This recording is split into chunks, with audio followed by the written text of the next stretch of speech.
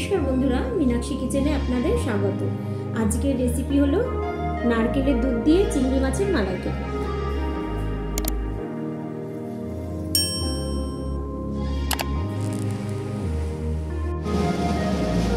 সরষের তেল দিয়ে দিলাম, গরম হোক। এখানে আমি নিয়ে নিয়েছি চিংড়ি মাছ। আজকে হবে চিংড়ি মাছের নারকেলের দুধ দিয়ে মালাইকারি।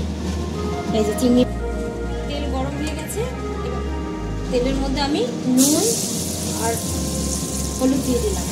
এবার আমি মাছগুলো ছেড়ে দেব।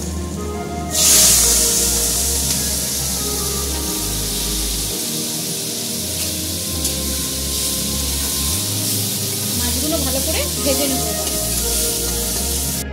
এখানে লাগছে নারকেল, রসুন, কাঁচা লঙ্কা, সর্ষে। আমি নারকেলের দুধটা প্রথমে বার করে নেব, তারপরে সর্ষে, রসুন আর লঙ্কা পেস্ট করে নেব।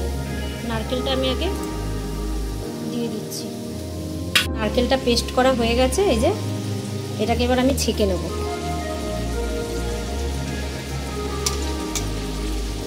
নারকেলটা এবার আমি পুরো পেস্ট করে বা ছেঁকে নিচ্ছি, দুধ বার করে দিচ্ছি।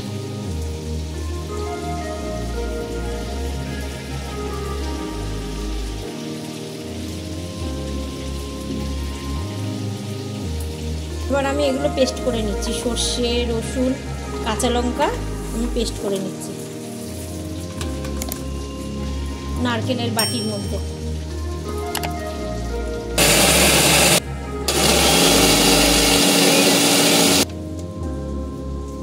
পেস্ট হয়ে গেছে একদম। মাছ ভাজা হয়ে গেছে। এবার আমি এর মধ্যে কালো জিরে দিয়ে দিচ্ছি।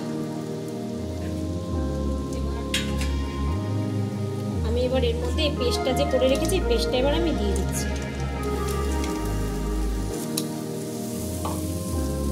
পেস্টটা দিয়ে ভালো করে আমি মিশিয়ে নেব আগে মাছটাকে।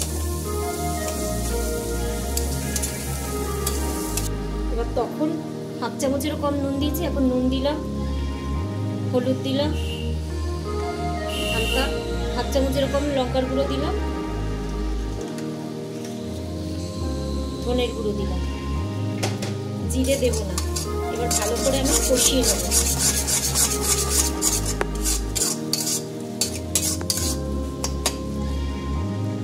এবার হয়ে গেছে কষানো। এবার আমি নারকেলের দুধটা দিয়ে দেবো।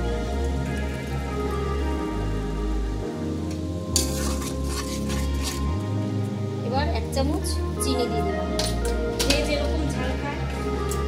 এবার দিয়ে দিচ্ছি আমি কাঁচা লঙ্কা। যেহেতু কাঁচা লঙ্কা পেস্ট করেছি ওই জন্য অল্প দিলাম। এবার আমি সর্ষের তেল দিয়ে দিচ্ছি উপর দিয়ে।